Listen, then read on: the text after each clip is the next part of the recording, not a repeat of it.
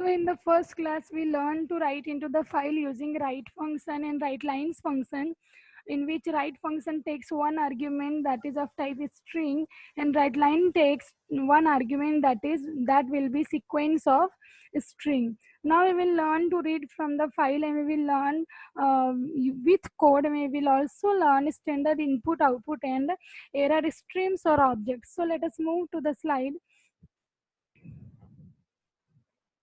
So what is the with code? See, it is designed to provide much cleaner syntax and exception handling when you are working with code. How it is much cleaner? When we write with code, the code becomes shorter and we need not to write file.close function again. This is helpful because using this method, any files opened will be closed automatically after one is done. So auto cleanup is there. So no need to use close or flush, as it is already said, it is auto cleanup. So after writing, we till now we are using close, f dot close or file object dot close, and file object dot flush. So we need not to do if we open a file using with code. For example, in here you can see the syntax. In this syntax, we have opened the file using the with code. The name of the file is this, and see here the name of the object, means here the file object is f, means we have to do all the file operations using this file only, using this file object only. So here one list we have taken from the, we have taken, and we are writing it in the file using write function. So this is how with code works. So let us see another example of the with code, where we are trying to write function so that all the numbers which are having 3 digit or less will be written into the another file less or 3. Means we have to write a function, we have to read, we have to get some input from the user in a list, and we have to check the numbers are 3 digit numbers or less than 3 digit numbers. If that numbers are 3 digit numbers or less than that, then we have to write those numbers inside another file. That is the name of that file is less or 3. So see here the code starts, we are writing the function. This is the definition of the function. The name of the function is write to file. We are passing one argument here, and the name of the argument is li. So we are opening the file in the write mode, we are opening the file in the write mode, and we have used with a code here. So we are opening the file with using with code. Now see, as we opened the file, now we have to read each element of the list to check whether that is a number. So we are reading each element of the list using the for loop, and here we are checking for the each element whether that element is integer or not. If suppose that element is integer, then we are counting the number of digits using the length function of the string. So here if the length is less than equal to 3, then we will write that particular element inside another file, and we will write comma operator also to separate two values. So now outside this function, we are accepting value for list from the user and passing this list, passing that value to the file function at the time of calling. So write to file, here this statement is the calling statement for the function that we defined just now. So let us see what will be the output. See, in this case, suppose the list taken by the user is this. Here you can see that the numbers which are the integers are the 23, 345. These are less or less than equal to 3 digits, whereas this is not a number, it is a string. This is the list again, so it will not be considered as the integer. And see, it is integer, but it have 4 digits. So our file less or 3 must have contain 23 and 345. So let us see what is the content of our file.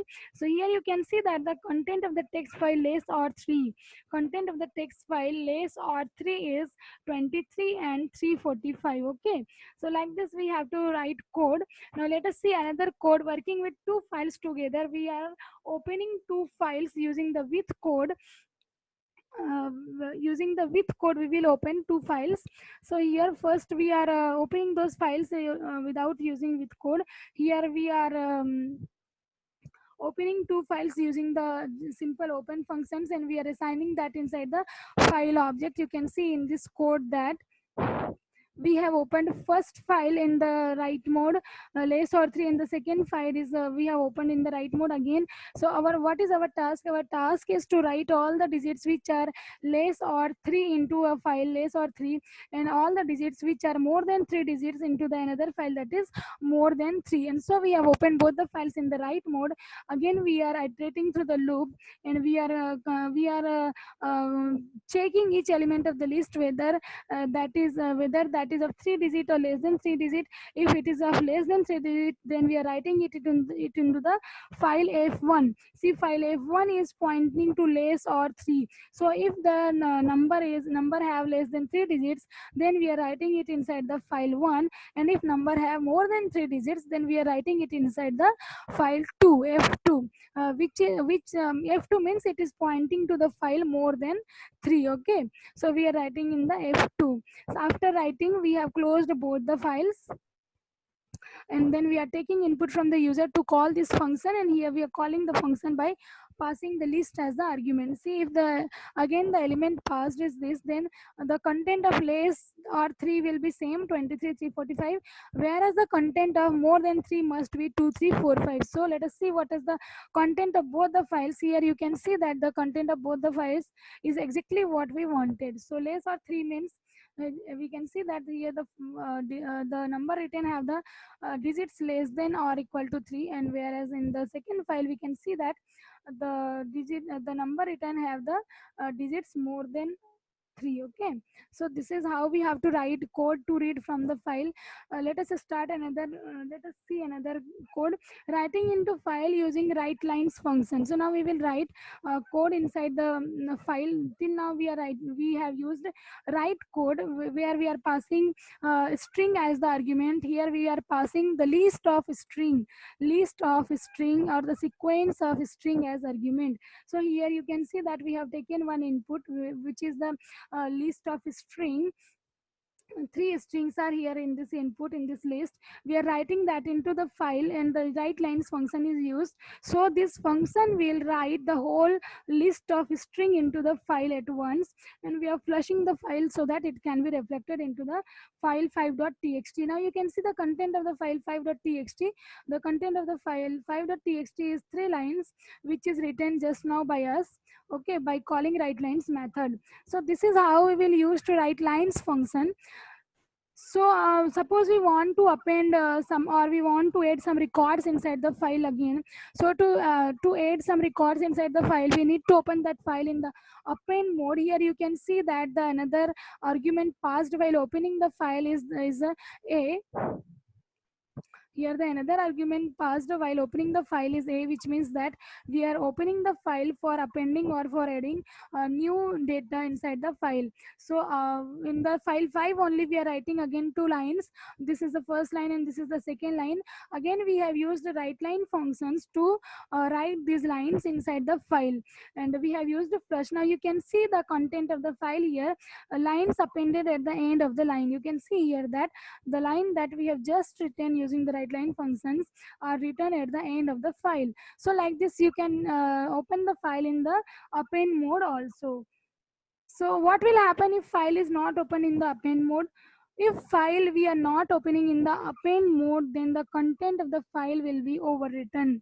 Okay, if the file is open in the write mode only, then the content of file will be overwritten. The earlier content we will lose, and we will get the new content. Okay, so let us see the read functions. The first read function is the read, which returns um, number of characters from the file. Suppose we pass one argument here, it takes one argument that is of type integer. If we pass here one argument, then it will return that number of characters, and if we don't pass any argument, then it will return the whole content of the file in a string, in the form of a string. So we can see example here. One example is shown to you here. We are trying to read the file. We have just in the first statement you can see here that we have passed one argument, and that is of type integer, 5 is passed here, so it will return the first 5 characters of the file. So we can see here that we are reading the file 5.txt, and the content of the file 5.txt is this, and here we can see that the first 5 characters of the file are demos. So the function which we are calling here, read underscore 5, should return demos only as the output. So let us see what is the output. Here you can see that output we are getting is the demos. So when we pass an argument to the read function, it returns that much character to us. And if we does not pass, if we don't pass any argument in the read function, then it will return the whole content of the file in a string. Okay, so let us move to the next slide. Here we are trying to explain, I have trying to explain read without any argument. In this case it will return the whole content of the file, so no argument is passed here. Now we have opened file 5.txt. Again, the content you have seen earlier in the earlier slide also, so you can see that it is returning the whole content of the file. Okay, so this is the read function.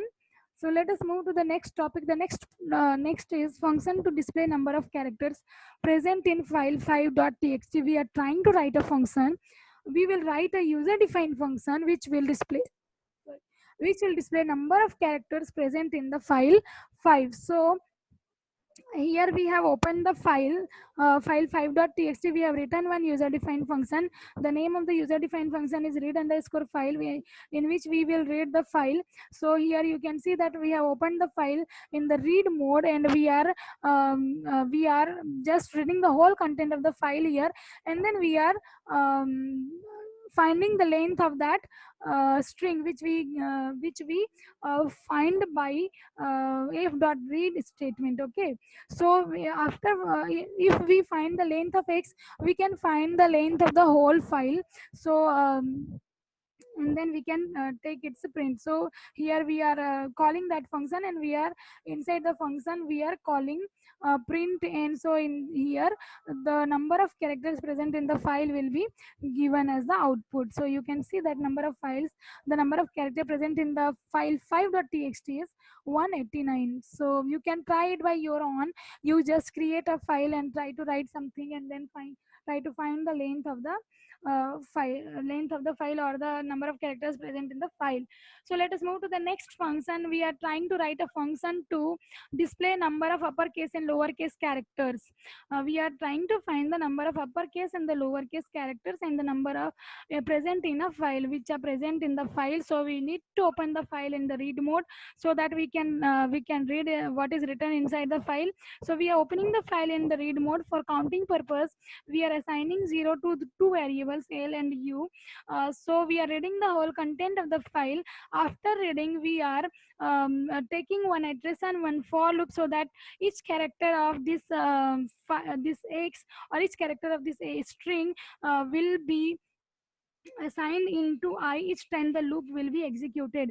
So the inside the loop you can see that we are checking if I is lower. If I is lower, is the built-in function, built-in string function. So if I dot is lower, if the I is in the lower case, or I is in the lower case, then it will give the true value, and so it will increase the value of L by 1. If it is not in the lower case, it will increase the value of U by 1. So you can say that the number of lowercase and the uppercase characters are L and U. Here in this we have called this function, and we are you can see that inside this function we are returning two value. So this value will be assigned to x and y respectively. Okay, so here you can see the code also.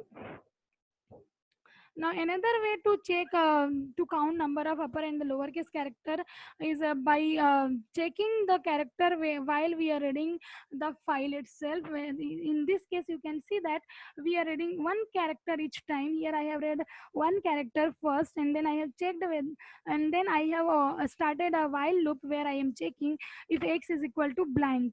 If x is equal to blank means we are not getting any value by the f dot read function. So inside this loop now we are checking the the character that we just read is in uppercase or is it in lowercase. If it is in upper, then we are increasing u. If it is in lower, then we are increasing l. So again, inside the file we are reading x is equal to f dot read one. We are reading one character so that the loop may be executed till the end of the file.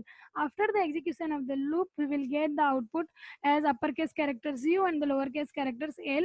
Here you can see the content of the file, and now you can see the uppercase characters in this file is 2, which is d and a, we can clearly see, and the lowercase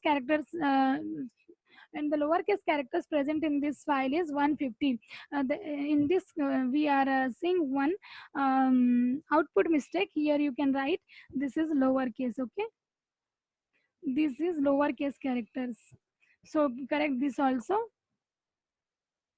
So this is lowercase characters. So whatever we give input will be the output only, so we are getting this output. So let us move to the next slide. In the next slide, we are trying to write a function to find number of words present in a file. How many words are present in the file? So the method that we are going to use is we are reading the whole content of the file using the f.read function, and then we are as we get the whole content in this string x, now we are splitting this x. Split functions. What is the work of the split function? It will split the list the string, and it will split the string from the space, and it will return the list of words into t. Okay, so suppose the content of the list is t is list. In this case, we will get suppose the content of x is equal to t is suppose the content of x is equal to t is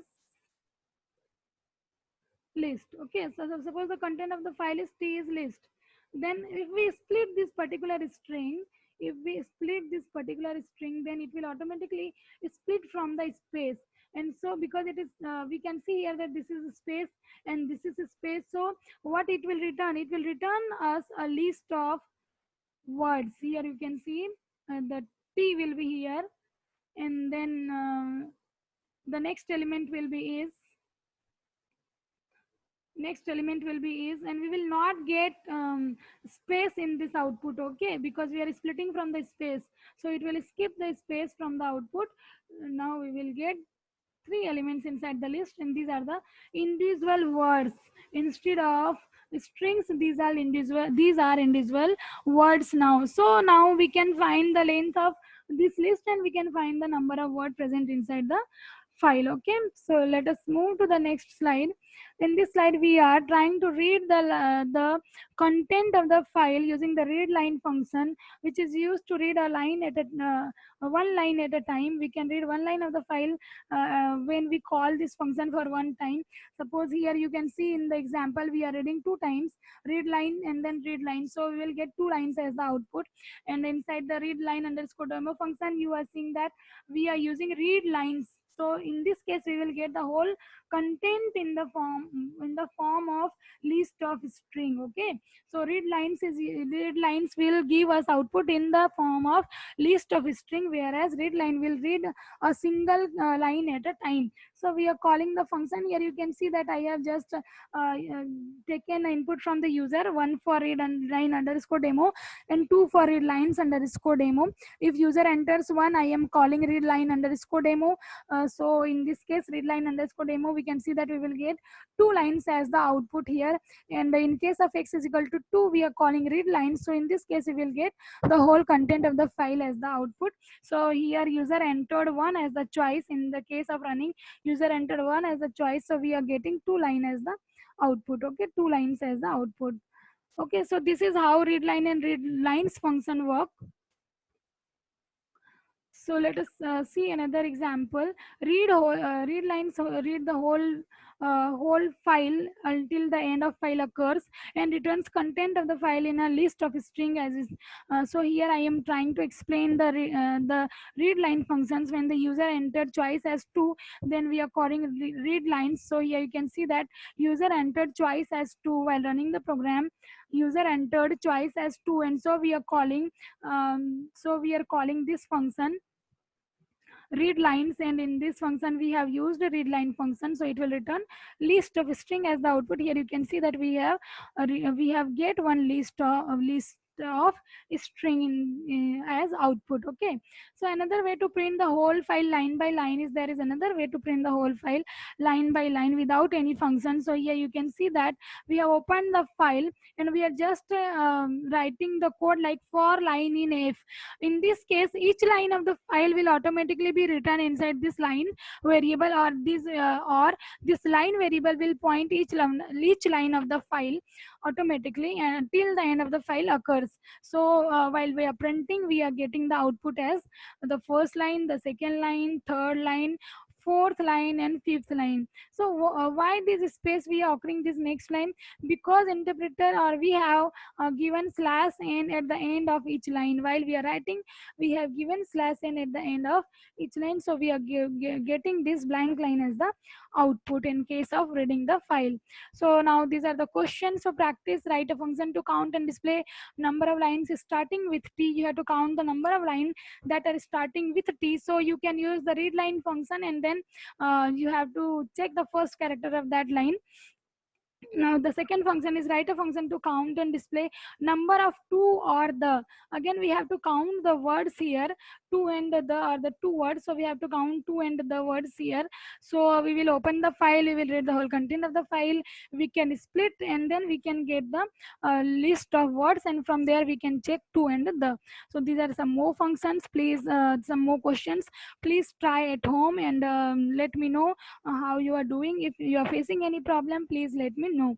So again there is another topic which we have to study now, that is the standard input, output, and error streams or objects. There are three objects, predefined file objects inside the sys module. Inside the sys module, three predefined file objects are there. So sys.stdin is the object for taking input, sys.stdout is the file handle or the object for giving output, and sys.stdr is the uh, file handle or the file object which will be used at the time of error, or whenever we get any error or whenever we get any exception, then we can use sys.stda to give the message, okay, or give the output. So standard input function, this is the file handle that a user program reads to get information from the user. Here we will get information from the user through the keyboard, through the keyboard device, until the particular condition occurs. So it will be like a loop. We will take input from the user until we give a condition. So to break this, we have to give a condition which is very important to give to stop the loop. Standard output is nothing but it just gives the output, and it is the predefined, of course. It works like the file objects. These are the file objects. So instead of a print statement, we can write function. We can use write function in the std out, okay, using the std out file handles or file objects. Standard error is the user program writes error information to this file handle. Means if suppose there is any error in our program, then we can give information, or the interpreter gives information to the standard error object, and we can display that also. So let us see one example to explain this. Here I have explained study in function, standard in function using the sys module we have called. Here you can see that I have imported sys module. Here I am assigning sys.stdin into a variable, or we can say that this variable is pointing to a sys.stdin. So using that, see, for line in stdin underscore file number, it means we are running a for loop, and it will take input from the standard input device. So how this loop will end? As soon as the user enters exit in his input, then only the loop will be executed. Then only the loop will be ended, otherwise the loop will execute for the infinite times. Okay, so here we are displaying the output also. Here you can see that the new format is used here. The format function is used to place this value, the value of line inside this curly brackets. Okay, So the value of line which we are taking from the user will be written here, and we will get the output each time. So you can see that I have run the code for the 3 times. For the first time I am writing this is first line, I am giving the input as this is first line. Here for the first time I am giving input as this is first line, this is my input, and this is what is printed using the print command. So a message from sys.stdin, this is first line. Now I am giving another line because the loop will be continued if we have not entered exit, or we have not given exit as the input. So the second line, and then again I am giving another line, we are going to end. At the end I have given exit as the input. So the loop will be terminated. You can see here that that one message is displayed here because the loop is terminating. So it is giving you a program is still running, do you want to kill it? Okay, so this is how study in works. Now let us see a study out. Here I have taken input before running the program. I have taken one input here for the list, sample input. Okay, sample input is the list. I have called import sys to import all the functions inside the sys module. I have used I have assigned, or I have reported a sys.std out by using std out underscore file number variable. Means this variable is referring to the sys.std out handle.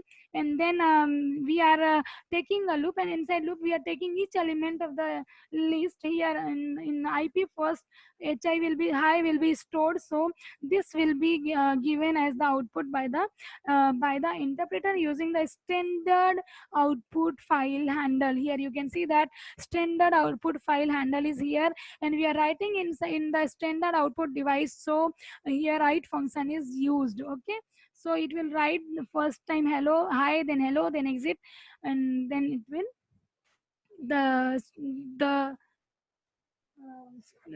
execution will be stopped. Okay, so working with standard errors, so this is similar to sys.std out because it also prints directly to the console. It is also used to print directly to the console. Means we will use sys dot std air dot sys dot std air dot write as the function. Here we can write, but the difference is that it only prints exception and error. It only prints exception and errors. Okay, so let us see the example. Here you can see that in this example again we have taken sample input from the user.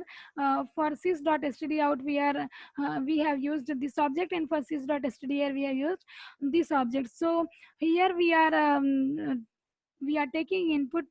Sorry, we are reading the content of the list. So in ip we will get each element of the list one by one, and we are printing it. And then after printing, see, we are trying to add 1,000 with that value. Since ip is the string, it is not the integer, and we are trying to add integer with the string, it will raise an error. So to handle that error we have used a try except, and here we are using a standard error file object to give the particular message that exception occurred. So in each case when I will be executed, we will get this output because this error will be arises. In hello also this error will be arises. In exit also this error will be arises. So you can see that loop will be executed continuously without any disturbance, and each time we are getting exception occurred as the output. Okay, so this is how you try once without uh, you try once with the statement ip equal to ip plus 1,000, but skip this try and accept block. What you get, please tell me. Okay, so this is all for the today. We will learn the next topic in the next video. That will be the binary files and the sick and the tail functions also. So take care. Bye.